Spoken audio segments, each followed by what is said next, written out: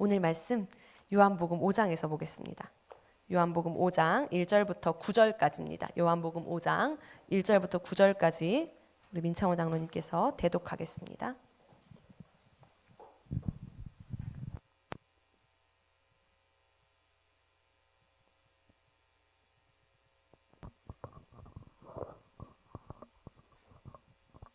그 후에 유대인의 명절이 되어 예수께서 예루살렘에 올라가시니라.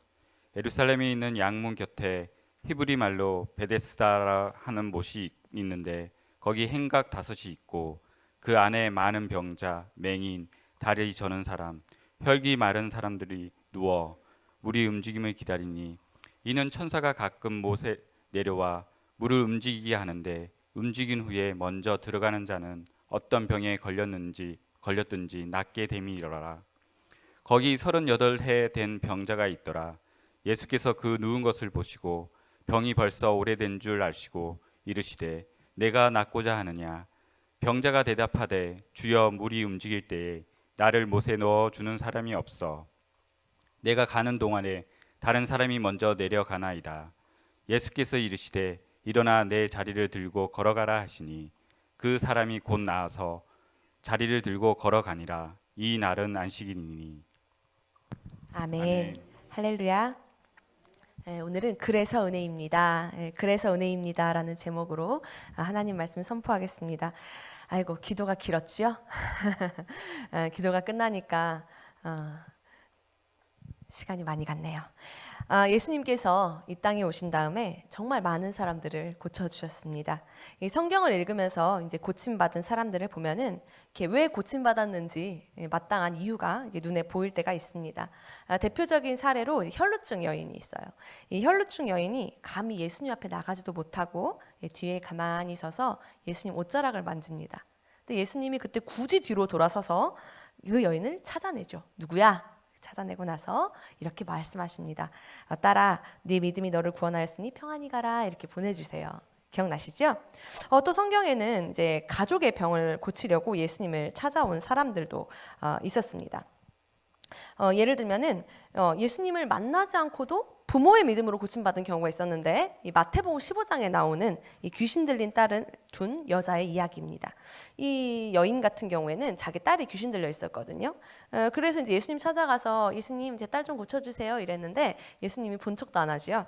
그러니까 이제 여인이 막 사정을 해요. 예수님 개들도 주인의 상에서 떨어지는 약을 먹는데 제발 우리 딸 좀 고쳐주세요 이렇게 막 얘기를 합니다. 그랬더니 예수님이 이렇게 말씀을 하시거든요. 마태복음 15장 28절입니다. 이에 예수께서 대답하여 이르시되 여자여 내 믿음이 크도다. 내 소원대로 되리라 하시니 그때로부터 그의 딸이 나으니라. 네, 그러니까 이 사람이 왜 고침받았는지가 나와요. 믿음이 컸기 때문에 고침받았다 이렇게 알게 됩니다. 이런 경우가 되게 많아요. 그 백부장의 하인, 그렇죠? 이 백부장의 하인도 백부장이 가서 아이고 뭘 굳이 오시려고 하세요. 말씀만 하세요. 그럼 낫겠나이다. 이렇게 말해서 또 고침을 받고요. 맹인. 그죠? 다윗의 아들 예수여 나를 고쳐주소서 이랬으니 고쳐주시고요. 또 심지어 죽은 사람까지도 예수님께서 살려주시는 그런 내용들이 성경에 정말 많이 등장을 합니다. 그래서 우리는 이제 설교 시간이나 아니면 성경을 읽으면서 정말 이들이 믿음이 있구나, 믿음으로 구원을 받는구나, 믿음이 있을 때 예수님이 고쳐주시는구나 이렇게 알게 되는 거죠. 이제 심지어 이게 그냥 병의 문제만 아니라 어떤 다른 문제에서도 마찬가지인데 대표적인 사례가 바로 이 사마리아 여인입니다. 이 사마리아 여인 찾아간 장면에서도 쭉 읽어보면 그러니까 예수님이 사마리아 여인 찾아가셨지 이렇게 납득이 좀 되거든요. 이 사마리아 여인은 아시죠? 사마리아 여인 남편 5명이 있었다가 갈아치우고 6번째 남자랑 사는 그 여자 들어보셨죠? 이 사마리아 여인이 알고 보니까 예배를 좀 사모하는 사람이었어요. 그래가지고 예수님이 내가 선지자, 내가 바로 메시아야. 그러니까 그래요? 그럼 있잖아요. 예배 어떻게 드려요? 이렇게 물어보거든요. 그러니까 늘 마음속에 예배에 대한 좀 갈급함이 있었던 거예요. 그랬더니 예수님이 그 여인에게 이렇게 그 유명한 말씀을 하시는데 요한복음 4장 24절에서 이렇게 말씀을 하십니다. 하나님은 영이시니 예배하는 자가 영과 진리로 예배할지니라. 아멘. 이 여인이 예배를 사모하는구나. 우린 이 본문을 읽으면서 이렇게 예배를 사모하니까 당연히 은혜를 받아도 싸지. 그래서 예수님이 찾아가도 싸지. 정말 당연하지. 이렇게 우리는 늘 생각을 하죠. 그러니까 우리가 이 예수님을 기다리거나 예수님을 사모하는 사람들의 모습 속에 우리를 대입해서 마치 내가 그때 태어났으면 예수님을 기다렸겠거니, 내가 그때 태어났다면 예수님을 사모했겠거니 이렇게 생각을 하곤 합니다.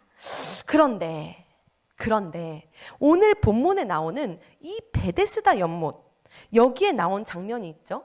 그리고 10명의 문둥병자 고친 얘기 혹시 아세요? 10명의 문둥병자 고쳐준 얘기? 그런 것처럼 도저히 이해할 수 없는 사건이 있어요. 아니 예수님이 도대체 저들을 왜 고쳐주신 거야? 왜 고치신 거지? 이해가 안 되는 장면들이 성경엔 등장합니다. 예를 들어서 이 10명의 문둥병자 고친 사건인데요. 이 10명의 문둥병자들이 예수님을 찾아와요. 떼거지로. 그래서 예수님 고쳐주시거든요. 근데 9명은 도망가 버리고 1명만 예수님 찾아와서 예수님 감사해요 이렇게 얘기를 하거든요. 그러니까 예수님이 왜 너밖에 안 왔어? 나머지는? 이렇게 물어보세요. 그러니까 9명이 다 사라지고 없잖아요. 그러니까 이 한 명이 이렇게 이제 멋쩍게 웃는 그런 장면을 우리는 본 적이 있을 겁니다. 예수님 모르셨을까요? 분명히 알고 있었을 거예요. 이놈들 내가 고쳐줘봤자 날 배신할 거야. 분명히 알고 있었을 거예요. 왜요? 예수님은 하나님이시기 때문이죠. 예수님은 뻔히 배신당할 줄을 아셨어요. 그런데도 10명을 모두 고쳐주신 거예요. 이 오늘 본문에 나온 사건도요, 이런 이해할 수 없는 그런 사건입니다. 오늘 이 말씀을 제가 2달 반 전부터 준비를 했는데 너무 어렵더라고요. 몇 번을 말씀을 바꿀까 몇 번을 고민을 하고 이해가 안 되는 거예요. 도대체 왜 예수님이 도대체 뭐 때문에 이 장면이 왜 등장하는가 너무 이해가 되지 않았는데요. 간략하게 말하면 이런 내용입니다. 오늘 본문은 예수님께서 어느 날 베데스다라는 한 연못가를 찾아갔어요. 갔더니 사람들이 아픈 사람들이 다 있는데 그중에 굳이 38년 된 병자를 찾아내서 그를 고쳐주셨다라는 내용이 바로 오늘 본문의 말씀이에요. 근데 이 본문을 보면서 처음에 궁금증이 생겼어요. 왜 예수님이 베데스다 병자를 고쳐주셨을까? 고침받은 이유가 있지 않겠어요? 뭔가 있겠지. 그래서 제가 막 열심히 찾았더니 오늘 본문 7절에 이런 말씀이 있더라고요. 7절 한번 좀 읽어주십시오. 병자가 대답하되 주여 물이 움직일 때에 나를 못에 넣어주는 사람이 없어 내가 가는 동안에 다른 사람이 먼저 내려가나이다. 아멘. 이 병자가 예수님을 뭐라 불러요? 너무 빨리 지나가서 못 들으셨죠? 자막 다시 한번 띄워주세요. 뭐라고 불러요? 예수님을? 주여 이렇게 부르거든요. 주여. 원래 단어 이제 큐리오스인데 여기서는 큐리에 이렇게 불러요. 주여, 주인님 이렇게 부른단 말이에요. 그래서 제가 이제 처음에 생각한 거는 그러니까 고쳐 받았지. 그냥 많은 사람 중에 굳이 이 베데스다 황자를 왜 고쳤겠어? 그래, 예수님을 주여라고 부르니까 당연히 구원받을 자격이 있네. 그래서 예수님이 찾아가셨지. 이렇게 저는 늘 생각을 했었어요. 그런데 제가 계속해서 말씀을 묵상하다 보니까 이 말씀 전개가 제 예상과는 전혀 다른 전개로 가는 것을 발견하게 되었습니다. 사실 오늘 이 요한복음 5장에 나오는 이 이야기를 굳이 말하자면은 저는 베데스다 병자의 배신이라고 생각합니다. 저는 오늘 여러분들을 바로 이 배신의 현장으로 안내하고자 합니다. 이 사실 베데스다 병자는요, 예수님에 대한 믿음, 지식이 전혀 없는 사람이었어요. 그리고 이 베데스다 연못가에서 이 병자가 고침을 받았잖아요. 그래서 예수님이 네 자리를 들고 와라 해서 자기 들 것 같은, 자기가 늘 누워있던 그 들 것을 들고 간단 말이에요. 그러니까 이제 유대인들이 막 뭐라고 해요. 너 왜 그렇게 안식일날 누가 그거 들고 다니래? 이렇게 막 뭐라고 하는 그런 장면. 우리 익숙하잖아요. 누가 이제 예수님 고쳐주시면은 뭐 안식일 손 마른 자를 고쳤더니 뭐라 하고, 뭐 맨날 뭐 하면은 유대인들이 와서 막 딴지 걸고 태클 걸고 뭐 너무 익숙한 패턴이란 말이에요. 그래서 우리 교회 오래 다니신 분들은 한번 생각을 해보세요. 이런 생각을 할 수 있어요. 그래도 예수님을 만나고 예수님께 고침받은 사람들은 언제나 예수님의 편에 서더라. 이러한 거룩한 편견이 다 있어요. 그래도 예수님 만났는데, 그래도 예수님께 고침 받았는데 당연히 예수님 편에 서겠지. 그런데 그렇지 않았다는 거예요. 이 베데스다 병자의 문제점이 몇 가지가 발견되는데 그 중에 첫 번째 문제는 뭐냐면요, 이 베데스다 병자는 예수님을 몰랐어요. 자, 유대인들이 와서 막 얘기합니다. 너 누가 이거 들고 다니래? 날 고쳐준 사람이요. 그래? 누가 고쳐줬는데? 누구지? 잘 모르겠는데? 이렇게 대답을 합니다. 누군지 자체를 모르는 거예요. 이 베데스다 병자는 예수님을 몰랐어요. 이게 첫 번째 문제입니다. 그런데 이 베데스다 병자를 예수님이 또 굳이 또 찾아가줘요. 성전에서 만나게 되는데 뭐 정확히 말하면 예수님이 기다렸던 것 같아요. 이 문맥 뉘앙스 상으로. 근데 여기서 예수님께서 이 사람을 만난 다음에 뭐 여러 가지가 있잖아요. 이런 보통 만나면은 이제 이런 식으로 얘기하죠. 따라 네 믿음이 너를 구원하였으니 평안히 가라. 네 병에 놓여 자유할지어다. 뭐 이런 식으로 말씀하시거나 평안히 가라. 네 믿음이 너를 구원하였다. 뭐 소자야 네 믿음이 너를 구원하였다. 보통 이런 식으로 말씀을 하시는데 오늘 이 본문에서는 예수님이 전혀 상상도 못할 말씀을 하시거든요. 오늘 본문 뒤에 나오는 14절인데요. 14절을 한번 읽어주십시오. 그 후에 예수께서 성전에서 그 사람을 만나 이르시되 보라 내가 나았으니 더 심한 것이 생기지 않게 다시는 죄를 범하지 말라 하시니. 예수님께서 이 사람을 만나서 하신 말씀은요. 경고였습니다. 경고. 이 사람이 병에 걸린 이유가 뭐라는 거예요? 죄 때문이라는 거예요. 죄. 이 병은 죄로 인한 병이었다는 거죠. 우리가 이제 성경에 보면은 태어나면서 맹인이었던 사람을 보고 사람들이 물어봅니다. 예수님, 저 사람은 뭐 때문에 저렇게 아픕니까? 자기 부모의 죄 때문입니까? 그렇다면 엄마입니까? 아빠입니까? 누가 죄가 있길래 애가 맹인으로 태어났습니까? 이렇게 물어봐요. 많은 분들이 자녀가 아프거나 문제가 있을 때 이렇게 물어봅니다. 목사님, 전도사님, 누구 죄 때문에 그럴까요? 제 죄 때문인가요? 막 이렇게 물어봐요. 그런데 이제 그 본문에서 예수님 뭐라고 하시냐면 아니야. 누구의 죄 때문이 아니라 하나님이 영광 받으시기 위함이야. 이렇게 말씀하시거든요. 또 나사로가 죽어갈 때 마리아와 마르다가 사람을 보냅니다. 오빠를 살려달라고. 그때 예수님 뭐라 그러시냐면 이렇게 말씀하세요. 죽을 병 아니야. 하나님의 영광을 드러낼 병이야. 이렇게 말씀해 주시거든요. 그런데 오늘 본문에서는 명확히 말합니다. 너 이 병에 걸린 건 죄 때문이야. 네가 이 병에 걸린 건 죄 때문이야. 라고 말씀을 하십니다. 어쩌면 이런 말씀들이 너무나 들려지지 않기 때문에 우리는 우리의 병에 있어서 너무 나이브하게 걸 생각을 하는 건 아닌가, 너무 그냥 평범하게 생각을 하는 건 아닌가라는 생각을 해보게 됩니다. 우리의 어떤 질병들 가운데는 어떤 부분에서는 죄 때문에 발생하는 질병도 있다라는 거죠. 주님은 그 부분을 지적하고 계시는데 이 38년 된 병자의 경우에는 바로 그 부분이 병의 원인이었던 겁니다. 그래서 예수님께서 네 죄 때문에 걸린 질병을 고쳐주었으니 이제 다시는 가서 그 죄를 범하지 말라고 얘기를 해주시는 거예요. 여러분, 예수님께서는요 타고난 질병만 고쳐주신 게 아니에요. 그냥 아무 이유 없이, 왜 요즘 이제 다들 제일 심한 게 아토피가 심하잖아요. 아토피가 왜 생깁니까? 이 인간들이 만들어놓은 환경 오염 때문에 가장 연약한 아이들이 아토피로 고통을 받아요. 가장 연약한 사람들에게 아토피가 찾아갑니다. 그러니까 우리가 이런 어떤 인간의 어떤 거대한 죄악 때문에 발생하는 그런 질병만 예수님이 고쳐주는 게 아니라 또 억울하게 걸린 질병이 있을 수 있죠. 나는 담배를 핀 적 없는데 내 옆에 직원이 맨날 담배를 펴서 내가 폐암에 걸릴 수도 있잖아요. 그죠? 이런 병만 고쳐주실 뿐만 아니라 병에 걸려도 싼 질병 있잖아요. 술을 너무 많이 마신다든가 담배를 너무 많이 핀다든가. 그죠? 여러분, 술을 마시면 안 됩니다. 우리 예수 믿는 우리는 술을 마시면 안 되는 거예요. 우리 청년들 자꾸 막 술 마시고 그러던데 마시면 안 됩니다. 아셨죠? 술 마시는 거, 담배 피는 거 안 됩니다. 예수 믿으면. 그런데 이런 질병까지도 예수님이 오늘 고쳐주시는 거예요. 제가 이 요한복음 5장을 묵상하면서 느낀 거는 이 베데스다 병자가 참 사람이 좀 별론 것 같아요.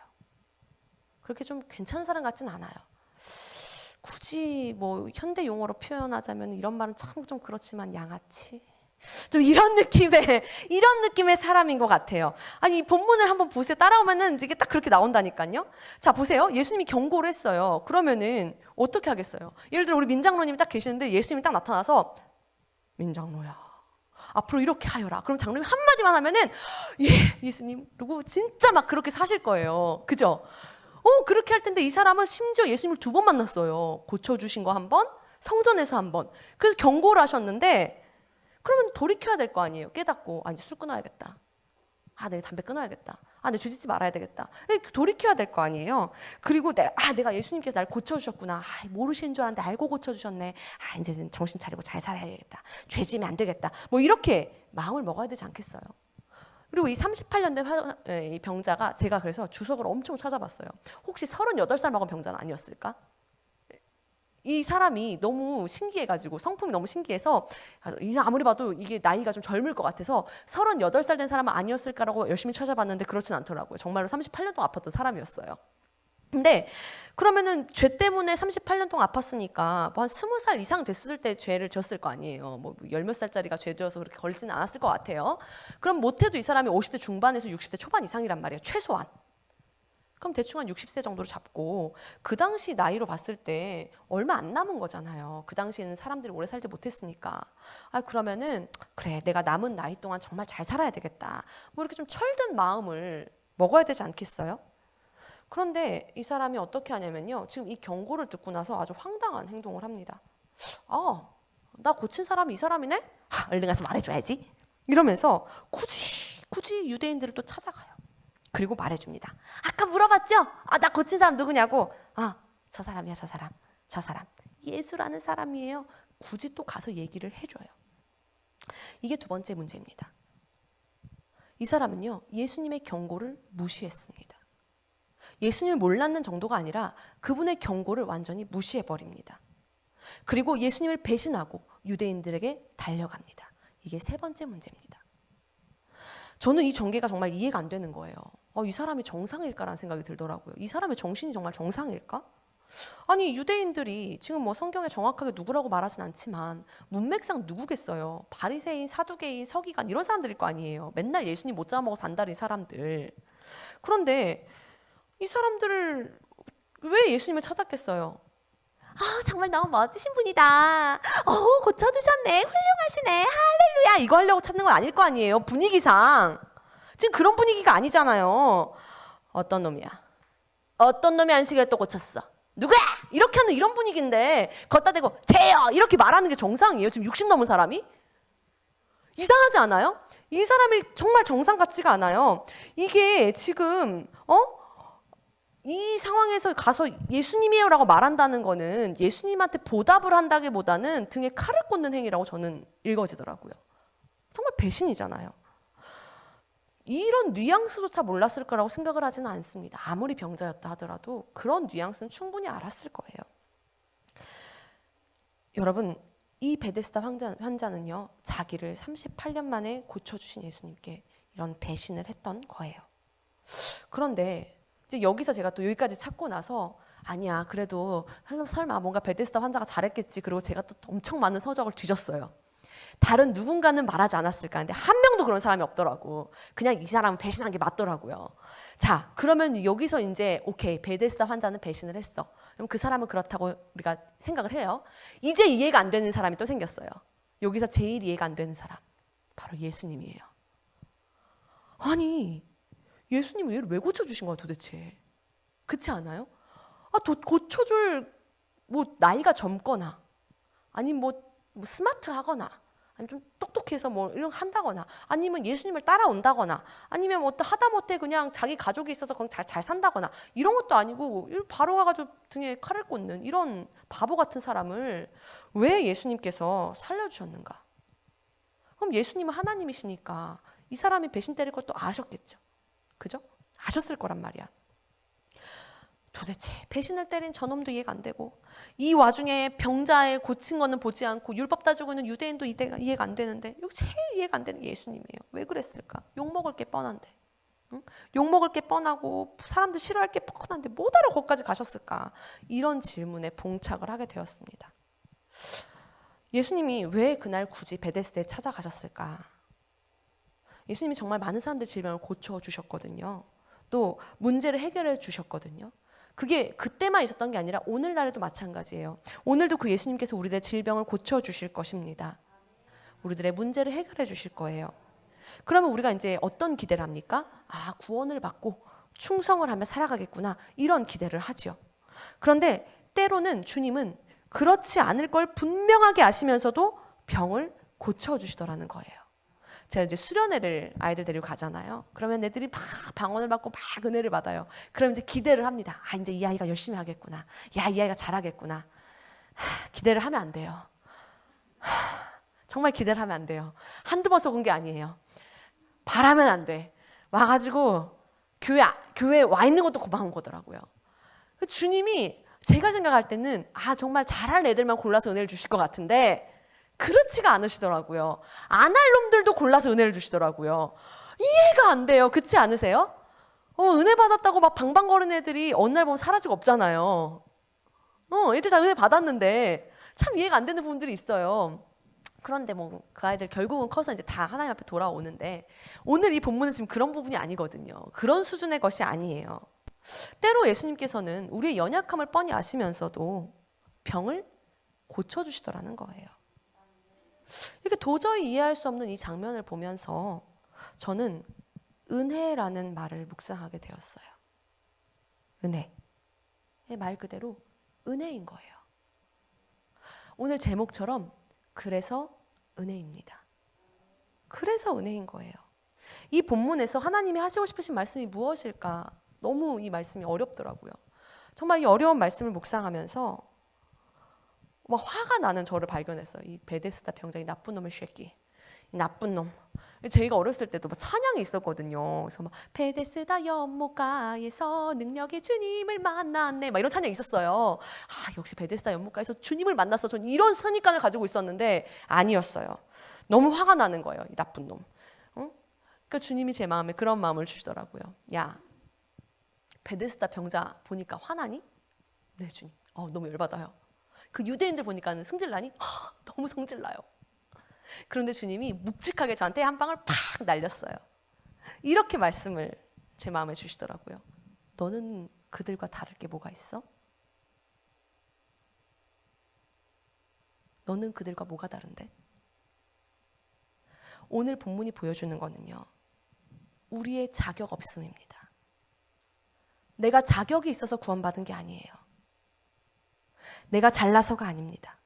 예수님의 구원이 십자가의 그 능력이 너무나도 완벽하기 때문에 그것이 나를 구원한 것이지 나의 공로, 나의 선행, 나의 성품으로 구원받은 게 아니라는 것을 오늘 성경이 보여줍니다. 여기 우리 아이들도 많이 왔는데요. 우리 부목사님 아들내미 찬이가 엄마가 너무 예뻐서 만지고 있어. 찬이가 엄마의 아들로 태어나서 착한 일만 했을까요? 제가 엄마 뱃속에 있을 때 엄마는 이런 얘기를 했을 거예요. 아유, 얘가 나 닮았으면 속 좀 썩일 건데. 아유, 얘가 누구 닮았으면 속 좀 썩일 건데. 알고 있어, 속 썩일 거를. 그죠? 100번 중에 5번 잘하면 95번 속 썩인 건 기억도 안 나. 그죠? 자식들이란 그런가 봐요. 전 아직 없어서 모르겠는데 부모님들 보면은 맨날 돈 뜯어가는데 무슨 뭐 꼬깃꼬깃 카네이션 하나 가져오면 막 카톡 프사에다 그거 걸어놓고 우리 애가 가져왔다고 막 편지 해놓고 갖다 자기가 부은 돈을 생각해야지 저렇게 계산 수지가 안 맞는 저런 바보 같은 부모님들이 다 바보가 돼가지고. 그 아이가 공부를 잘해서 내 자식입니까? 그 아이가 착한 일해서 내 자식입니까? 그 아이가 똑똑하고 그 아이가 예쁘고 그 아이가 정말 전국에서 제일로 잘나서 내 자식입니까? 그래야 내 자식이 될 수 있습니까? 그래야 내가 피땀 흘려 번 모든 것을 그 아이에게 아낌없이 쏟을 수가 있습니까? 아니죠. 내 새끼란 이유 하나만으로 나는 못 먹어도 내 아이 배부르게 하면 충분한 게 부모님 마음 아닙니까? 오늘 하나님께서도 우리에게 동일한 거예요. 만약 우리 찬이가 엄마, 내가 엄마 자식이 위해서 이렇게 열심히 공부하고 내가 엄마 자식이 위해서 이렇게 열심히 예배드리고 이렇게 말한다면 엄마가 들으면서 진짜 웃긴다 너 이렇게 생각을 하겠죠. 아이고 참 꼴값하고 있네 이러겠죠. 주희가 옆에서 뭐라 그러겠어요? 아이고 이렇게 말하겠죠. 그잖아요. 오늘 한번 우리 자신을 돌아보았으면 좋겠습니다.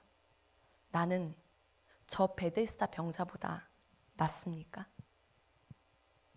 내 삶은 저 유대인들보다 괜찮습니까? 여전히 나의 삶 속에서, 나의 삶의 모습 속에서 못난 모습들이 얼마나 많이 있습니까? 오늘 요한복음 5장은 하나님의 고발장입니다. 성경을 통해 오고 오는 모든 세대들에게 저 베데스다 환자를 그리고 그것보다 더 심한 우리들을 적나라하게 고발하고 있는 것입니다. 기적을 목도하고 치료를 경험하고 엄청난 은혜를 입었음에도 불구하고 구원을 거부한 사람들, 예수를 십자가에 못 박아 죽이라고 외치던 그 악한 무리들의 민낯을 온 천하에 고발하는 거예요. 도대체 왜 예수님께서 이 악한 자들을 고치러 가셨는가? 그 질문 속에서 그 베데스다 병자보다 더 악한 내 모습, 부장님 앞에 술잔 들고 어쩔 수 없이 방긋방긋 웃으며 술 한잔 마시고 있는 내 모습, 아니 내가 더 앞장서서 짠하자 이러고 술 마시고 있는 내 모습, 내가 더 앞장서 죄를 짓고 있는 내 모습, 그 모습들이 오늘 이 베데스다의 환자의 모습 속에 들어가 있는 것을 오늘 확인하셨으면 좋겠습니다. 그래서 우리는 이 질문, 왜 예수님이 그를 고치셨는가라는 이 질문 속에 다시 한번 은혜를 깨닫게 되는 거예요. 우리를 구원하시기 위해서 이 땅까지 오신 그 예수님을 말이에요. 그 병자들이 꽉 차있던 베데스다 연못가에 얼마나 냄새가 진동을 했겠어요. 얼마나 지저분하고 얼마나 그곳이 끔찍한 곳이었겠어요. 예수님이 그곳을 찾아가셨던 것처럼, 별로 소득도 없는 그곳에 찾아가셨던 것처럼 이 땅에 정말 이 지저분하고 더럽고 정말 말도 더럽게 안 듣는 우리 같은 영혼을 구원하시기 위해서 예수님께서 이 낮고 낮은 인간의 모습으로 이곳까지 내려오신 거예요. 그게 바로 은혜죠. 예수님이 이 땅에 오셨습니다. 그리고 분명히 배신할 우리들을 위해서 그 험한 십자가에 못 박히셨습니다. 이 구원 속에 우리가 한 게 있습니까? 아무것도 없습니다. 아무것도 없어요. 주님이 다 하셨습니다. 오늘 하나님께서 베데스다의 병자를 고쳐주셨듯이 우리를 고쳐주실 것입니다. 그런데 반드시 기억하십시오. 오늘 우리의 병이 낫는 이유, 오늘 우리가 구원받을 수 있는 이유, 오늘 우리가 예배 드릴 수 있는 이유는 우리가 가진 자격 때문이 아닙니다. 아무런 자격이 없는 우리인데 전적으로 예수님 혼자 다 이루어내신 그 십자가의 은혜 때문입니다. 하나님이 오늘 병을 고쳐주실 것입니다. 문제가 해결될 것입니다. 그런데 거기에 그쳐서는 안 됩니다. 우리는 베데스다 병자처럼 예수님을 배신할 수가 없습니다. 오늘 그 예수님을 깊이 만나십시오. 많은 사람들이 문제 해결을 위해서 기도합니다. 마치 이 문제 해결이 내 인생의 전부인 것처럼 기도합니다. 그런데 그보다 더 중요한 게 있습니다. 바로 내 고통보다 더 크신 예수 그리스도, 내 문제보다 더 크신 예수 그리스도, 그분을 만나는 것입니다. 왜 내 기도를 내가 원하는 시간에 들어주시지 않는가? 이 시간에 이만큼 기도했으면 됐겠는데, 이 정도면 됐겠는데 왜 안 들어주시는가? 도저히 이해할 수 없는 분들을 위해서 한 가지 간증을 좀 드리고 마치려고 합니다. 이번에 이제 이화여대에 한 교수님이 부임을 했습니다. 너무 유명한 분이라 뉴스에 뜨고 난리가 났죠. 이지선 교수라는 분입니다. 아마 이름들 들어보셨을 거예요. 이 이지선 교수님은요, 23살 꽃다운 나이에, 정말 예쁘죠. 23살이라는 나이가. 여기 아마 우리 찬양하던 우리 예경이가 23살일걸요. 그죠? 여기 서 있던. 그치? 그 나이, 저렇게 예쁜 나이에 학교 끝나고 집에 가다가 음주운전 차가 이 차를 들이받습니다. 차가 순식간에 불에 휩싸였고요. 그 불길 속에서 전신 화상을 입고 맙니다. 매일매일 너무너무 괴로워서 고통 속에 울부짖었다고 해요. 왜 나에게 이런 고통이 왔는가? 차라리 날 죽이지. 왜 이렇게 사람 같지도 않은 걸 살려서? 왜 나를 이렇게 고통스럽게 하는가? 왜 내가 뭘 잘못해서 나에게 이런 아픔이 있는가? 그날 5분만, 아니 1분만, 아니 1초만 그 자리를 지나갔다면, 조금만 늦게 지나갔다면, 아니 조금만 빨리 지나갔다면 이런 일이 나에게 일어나지 않았을 텐데 수없이 고민하며 수없이 괴로워했다고 해요. 매일매일 너무 고통스러운 가운데 울부짖으며 통곡을 했답니다. 그런데 어느 순간 그 고통의 한가운데에서 예수님을 깊이 만나게 되었습니다. 그리고 아플 때마다, 고통스러울 때마다 이 찬양을 불렀대요. 하나님께로 더 가까이 갑니다. 고통 가운데 계신 주님, 변함없는 주님의 크신 사랑, 영원히 주님만을 섬기리. 제가 20살 때 이 책을 읽고 이게 무슨 노래지? 나 이해가 안 돼. 고통 가운데 예수님 왜 계시지? 제가 그때 너무 어려서 이해를 못했어요. 그런데 인생을 살다 보니까 장난이 아니더라고요. 그죠?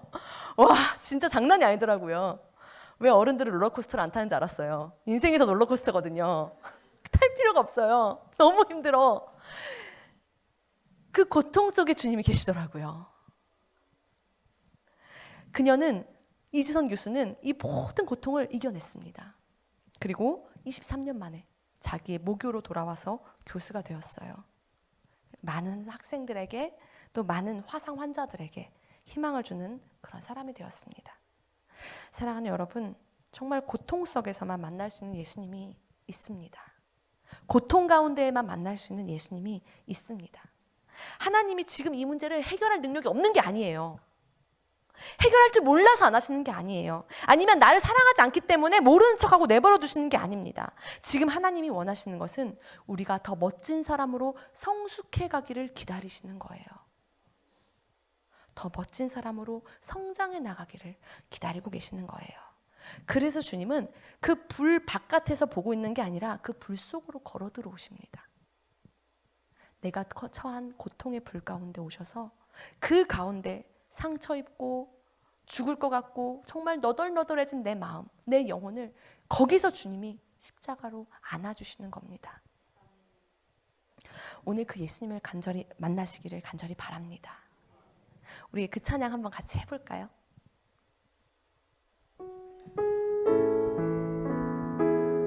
네, 저도 악보 좀 주세요. 하나님께로 더 가까이.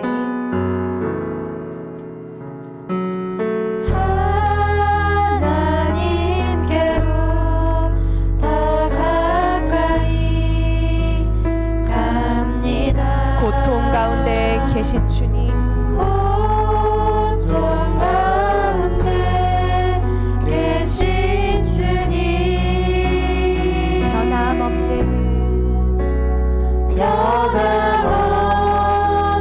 주님의 크신 사랑, 영원히 주님만을 함께 고백합시다. 하나님께로 더 가까이, 하나님께로 더 가까이. 우리 주님이 힘이 없어서 우리를 내버려 두시는 게 아닙니다. 고통 가운데 계신 우리 주님이 몰라서 우리를 모르는 척 하시는 게 아니에요. 이 시련의 불 속에서 반드시 만나야 될 주님이 있기에, 이 시련의 고통 속에서 반드시 성장해야 하기에, 반드시 우리에게 원하시는 사명이 있기에, 그래서 이 시간을 지나가게 하시는 거예요. 다시 한번 하나님께로,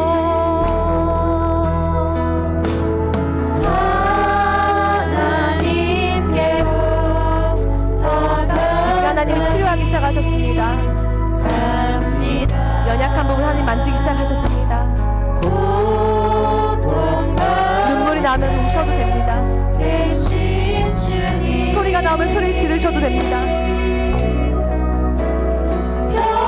변함없는 주님의 크신 사랑, 영원히 다시 한번 하나님께로,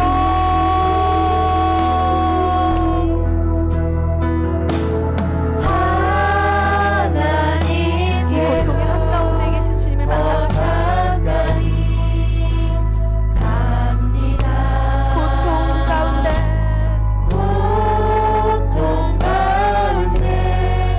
계신 주님, 변함없는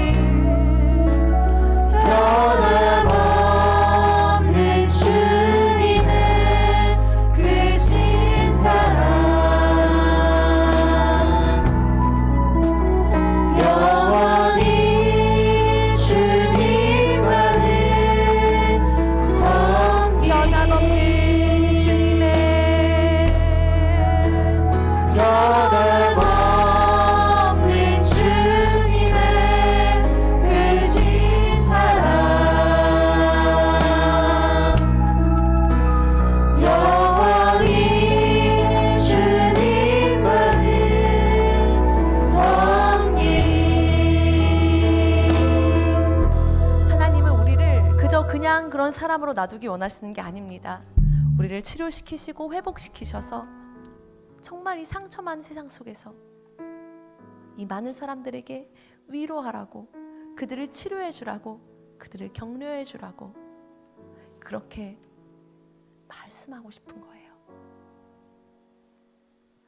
아픔을 겪어보지 않은 사람이 어떻게 다른 사람의 아픔에 공감할 수가 있겠습니까? 거절을 당해보지 않은 사람이 어떻게 다른 사람의 거절에 대해서 공감할 수가 있겠습니까? 외로워보지 않은 사람이 어떻게 외로운 사람을 이해할 수가 있겠습니까? 수술실 침대에 누워보지 않은 사람이 어떻게 그 마음을 이해할 수가 있겠습니까? 고3에게는 고3 때만 만날 수 있는 하나님이 있으시더라고요. 제가 12년 전에 다리가 부러져서 수술을 받는데요, 정말 그 수술실 베드 위에서만 만날 수 있는 하나님이 있더라고요. 내 앞길이 너무 막막한데 박사 학위 하나 들고 막막했던 그 심정에서 정말 그 취업되지 않은 그 아픔을 알겠더라고요. 제가 오늘 이메일 받았거든요. 고유경 교수님 임용 계약 기간 만료가 예정되었으면 통보합니다인가? 뭐 이런 이메일이 왔어요. 이제 제가 3년에 한 번씩 계약을 해야 되거든요. 되게 기분 나쁘더라고요. 아이씨, 이런 왜 보내는 거야? 그러면서 역시 이게 서러움이야. 제가 그걸 겪지 않았다면 수많은 이런 어떤 그 계약을 해야 되는 사람들의 마음을 이해 못했을 것 같아요. 우리에게는 내가 왜 이런 일을 겪어야 되는가? 왜 하필 나야? 라는 생각이 들 때가 있어요. 그런데 그 고통 가운데 잘 찾아가 보세요. 나보다 더 아파하시며 그 가운데 우리를 기다리고 있는 주님이 계세요. 사드락과 메삭과 아벳느고가 풀무불에 던져졌거든요. 우린 죽었구나. 그런데 그 안에 예수님이 먼저 들어와 계셨어요. 어서 와, 어서 와. 날 기다리고 있었어. 오늘 이제 함께 기도하기 원합니다. 어떤 아픔을 가지고 올라오셨습니까? 이 가운데 육체의 아픔이 있는 분들도 계시고 정말 심리적인 아픔이 있는 분들도 계십니다. 사랑하는 사람을 떠나보내고 깊은 고통 가운데 있는 그런 우리들의 교우들이 지난 1년 동안 얼마나 많았습니까? 우리들의 그 아픔 가운데 한가운데 주님이 먼저 가셔서 기다리고 계십니다. 예수님도 자기 아버지를 먼저 떠나보내야 됐죠. 요셉을. 그죠? 예수님도 자기가 사랑하는 친구 나사로의 죽음을 목도하셨어요. 예수님도 우셨습니다. 그 주님이 오늘 우리를 위로하실 것입니다. 그 주님을 깊이 만납시다. 베데스다 병자처럼 병만 낫고 가버리면 아무 의미가 없어요. 그 안에 주님을 만나셔야 됩니다. 주님께서 모든 걸 해결해 주실 수 있음에도 불구하고 여전히 아무것도 해결해 주시지 않는 이유는 기다리시는 거 아닐까요? 내가 너를 만나고 싶어. 내가 너를 성숙하게 하고 싶어. 그래서 정말 아무개 교회 다닌다더니 진짜 멋있는 사람이구나. 저 사람 진짜 멋있구나. 나도 예수 믿어야겠다. 정말 많은 사람들에게 위로가 되고 힘이 되어줄 수 있는 그런 사람으로 거듭나기를 주님이 기다리고 계시는 거 아닐까요? 우리 한 번만 더 이 찬양을 하고 기도할 텐데, 아버지, 그 고통 한가운데 계시는 주님을 만나게 하여 주시옵소서. 내가 그 고통 가운데 이제는 부인하지 않고 그 고통을 모르는 척하지 않고 그 고통 한가운데로 들어가겠습니다. 그 고통의 한가운데서 기도하겠습니다. 주님, 저를 만나 주시옵소서. 우리 찬양 한 번만 더 같이 기도하겠습니다.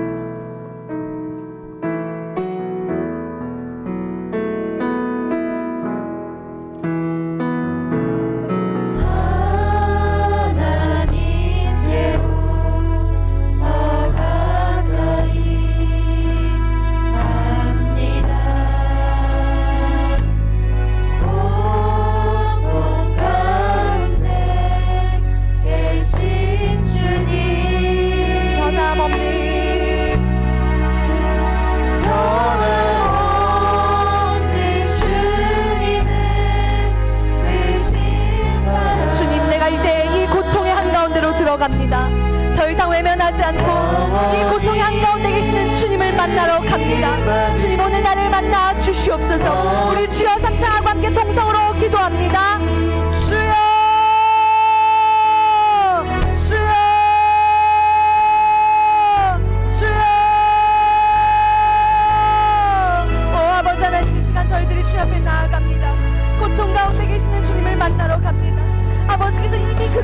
우리를 기다리고 계셨는데 하나님, 내가 이제는 모르는 척하지 않고 그 가운데 외면하지 않고 나아갑니다.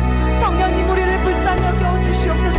하나님, 나의 이 문제와 이 상황과 이 아픔과 이 고통과 이 외로움과 이 슬픔을 주님께 올려드립니다.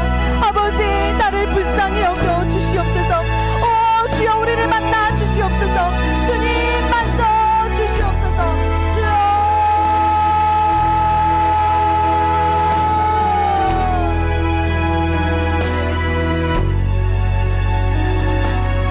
이 시간 하나님의 치료가 임하기 시작했습니다.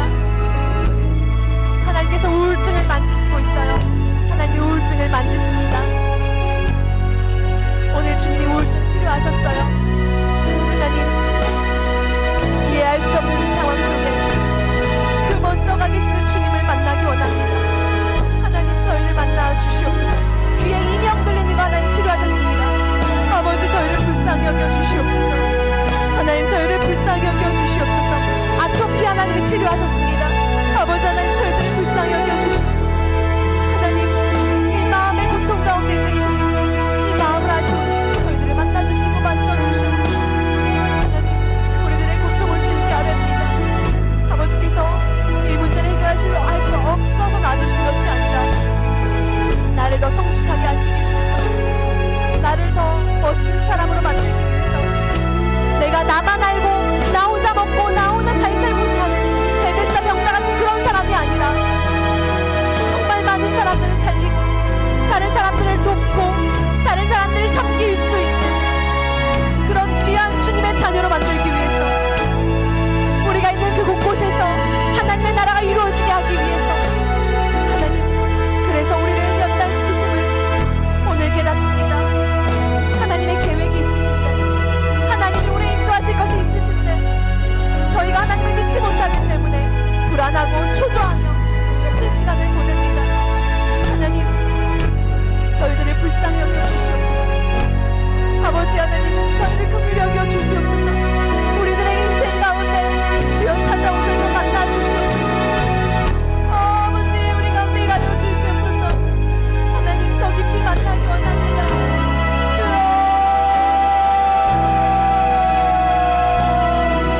여러분, 한 걸음 더 주님께 나아가십시오. 한 걸음 더 주님께 나아가십시오.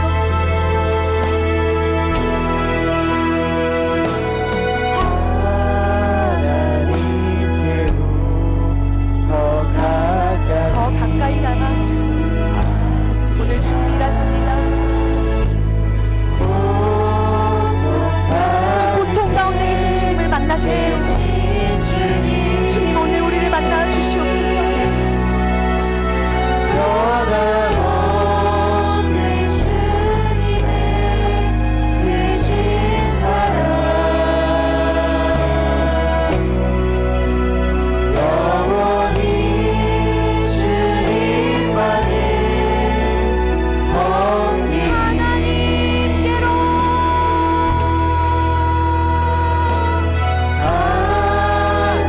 하나님께로 더 가까이 갑니다. 하나님께서 오른쪽 고관절 아픈 거 고치셨습니다. 계신 주님,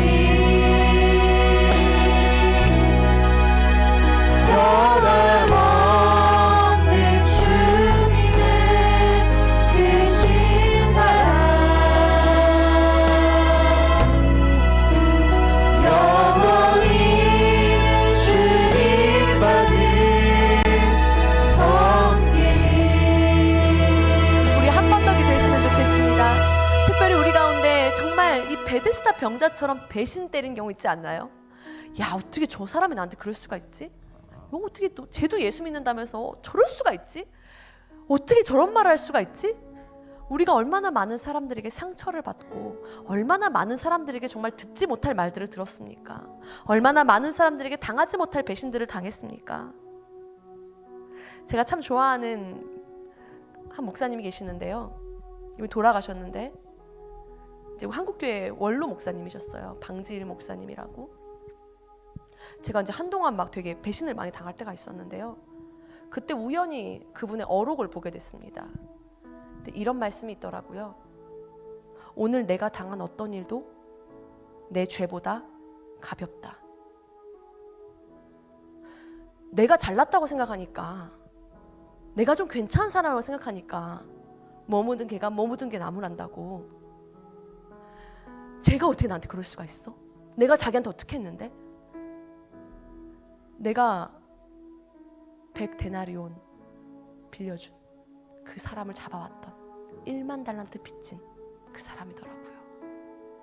예수님이 내 죄를 위해서 어떤 희생을 하셨는데, 예수님이 나 때문에 어떤 고통을 당하셨는데, 예수님이 나 때문에 얼마나 모진 채찍을 맞고 얼마나 그 부끄러운 수치를 당하시고, 그 예수님이 나를 위해서 어떻게 십자가를 졌는데 나는 그 십자가를 믿는다면서 어떻게 그 작은 죄 하나도 부들부들 떨며 견디지 못하는가. 정말 용서가 안 되더라고요. 처음에는 나쁜 놈. 그런데 잊어버리기 시작을 했어요. 이제 별로 저에게 타격을 주지 못해요. 참 재밌죠. 그리고 나니까 제 꼬였던 일들이 풀어지기 시작하더라고요. 그때 생각난 말씀이 있었어요. 무엇이든지 너희가 땅에서 매면 하늘에서도 매일 것이요, 무엇이든지 너희가 땅에서 풀면 하늘에서도 풀리리라. 여러분, 이 시간 자기가 메어놓은 것들 있지 않으십니까? 아, 내가 용서하면 안 돼, 내가 이거 절대 용서 못해. 그거는 나를 괴롭히는 거예요. 내 앞길을 막는 거고 내 자녀들의 앞길을 막는 거예요. 심판은 하나님께 맡기고 오늘 푸는 그런 기도를 했으면 좋겠어요. 우리들의 마음을 아프게 한 사람들, 우리들의 정말 대못을 박은 우리들의 가족들, 친척들, 이웃들, 친구들, 오늘 용서하며 나아갑시다. 내가 십자가를 믿는데 용서하지 못할 죄가 뭐가 있겠어요? 그렇죠? 우리 시간에 함께 하나님 앞에 기도할 때, 하나님, 나에게 십자가의 은혜를 더 깊이 알게 하여 주셔서 그 십자가를 바라보면은 저 사람이 저지른 죄는 아무것도 아니니 나에게 십자가를 더 강력하게 알게 해 주십시오. 그 십자가가 더 강력하게 내 마음에 들어오게 해 주십시오. 그래서 그 십자가의 은혜 때문에 내가 땅에서 매인 것들을 풀어낼 수 있는 역사가 있게 하여 주시옵소서. 우리 주여 삼창 같이 기도하며 나아갑니다. 주여, 주여.